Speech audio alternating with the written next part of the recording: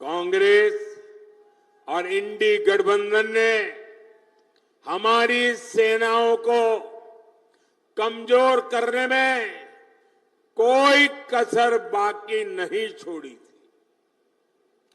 याद कीजिए, देश आजाद हुआ तब से जीप घोटाला हो, बोफोर्स घोटाला हो, सबमरीन घोटाला हो, आर्मी के लिए ट्रक घोटाला हो, इन लोगों ने हर मौके पर देश की सेना की जरूरतों की चिंता नहीं की, देश की सेना की शक्ति की चिंता नहीं की। इन्होंने लूटने की योजनाएं बनाई, चोरी करने की योजनाएं बनाई, भ्रष्टाचार करके देश के खजाने को खाली करने की योजना बनाई है। ये लोग हैं जिन्होंने तेजस फाइटर प्लेन के प्रोजेक्ट को ठंडे बस्ते में डाल दिया था। यही लोग हैं जिन्होंने बरसों तक सेना के अंदर एकरूपता, एकात्मता लाने के लिए सीडीएस पद के गठन को लटका कर रखा। यही लोग हैं जिन्होंने सेनाओं को आधुनिक बनाने के लिए जरूरी रिफॉर्म्स नहीं होने दिए। यही लोग हैं जिन्होंने हमारे पूर्व फौजियों को 1 रैंक 1 पेंशन, ओआरओपी 40 साल तक झूठ बोला। भाइयों बहनों, और कैसा झूठ, ये सेना के जवानों की आंख में कैसी धूल झोंकते हैं। और मुझे याद है 2013-14 के चुनाव में यहां पंजाब में आकर के पूर्व सैनिकों के साथ छोटी छोटी अपनी मीटिंगें करके हवा फैलाते थे कि ओआरओपी कर दिया। कैसी बेईमानी की। जरा मैं, पंजाब तो पूर्व सैनिकों की धरती है, हिमाचल पूर्व सैनिकों की धरती है, मैं जरा बताना चाहता हूं इन्होंने क्या किया। मैंने 2013 में जब मुझे प्रधानमंत्री पद का उम्मीदवार घोषित किया तो मैंने रेवाड़ी में सबसे पहली पूर्व सैनिकों की रैली की। उस रैली में मैंने घोषणा की कि हमारी सरकार बनेगी तो हम 1 रैंक 1 पेंशन लागू करेंगे। तो ये घबरा गए, बोले मोदी ऐसी चीज लाया है कि मर जाएंगे। तो इन्होंने क्या किया, आनन फानन में 500 करोड़ रुपया रख करके बोल दिया कि ओआरओपी लागू। ऐसा झूठ। आप देखिए, जब मैंने इसको लागू किया 1.25 लाख करोड़ रुपया पूर्व सैनिकों के खाते में जमा किए। 1.25 लाख करोड़ रुपया तब ओआरओपी हुआ है। ये 500 करोड़ में खेल खेलते थे। यानी कितना झूठ बोलते हैं ये लोग। भाइयों बहनों, मोदी का लक्ष्य भारत की सेनाओं को सबसे ज्यादा आधुनिक बनाना है, सबसे ज्यादा सामर्थ्यवान बनाना है, सच्चे अर्थ में आत्मनिर्भर बनाना है। लेकिन मोदी के इस अभियान से इंडी वालों की काली कमाई के रास्ते बंद होते हैं। इसलिए ये मोदी पर अपना गुस्सा निकाल रहे हैं। और भाइयों बहनों, साफ है, सेना बनती है तो हमें हर चीज में ध्यान रखना होता है कि मुकाबला किससे करना है।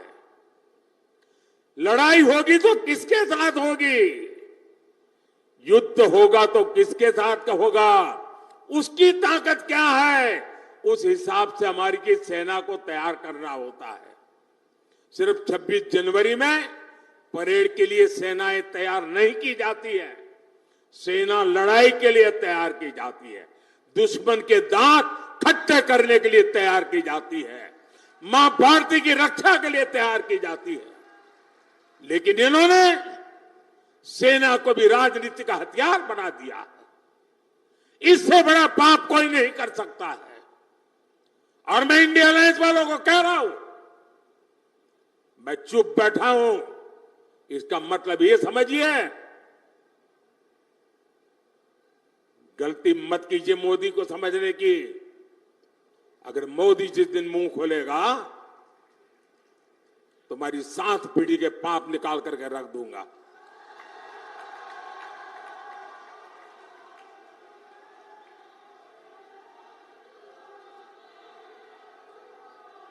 आपको मोदी को जितनी गालियां दे दीजिए, लेकिन मेरे देश की सेना का अपमान ये मोदी नहीं सहन करेगा।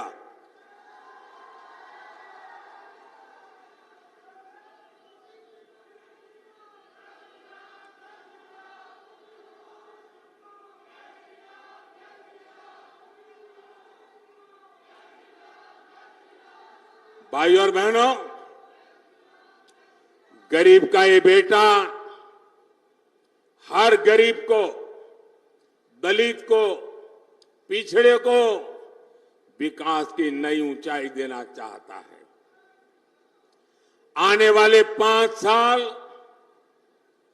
मेरे किसान भाई बहनों के कल्याण के लिए, मेरे गरीब भाई बहनों को गरीबी से बाहर निकालने के लिए, हमारे नौजवानों को नए अवसर देने के लिए और हमारी नारी शक्ति की भागीदारी को बढ़ाने के लिए उत्कृष्ट समय होने वाला है।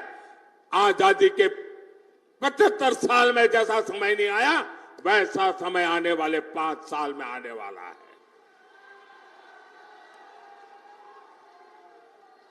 और इसलिए चुनाव की मेरी आखिरी सभा में गुरु रविदास जी की पवित्र भूमि से,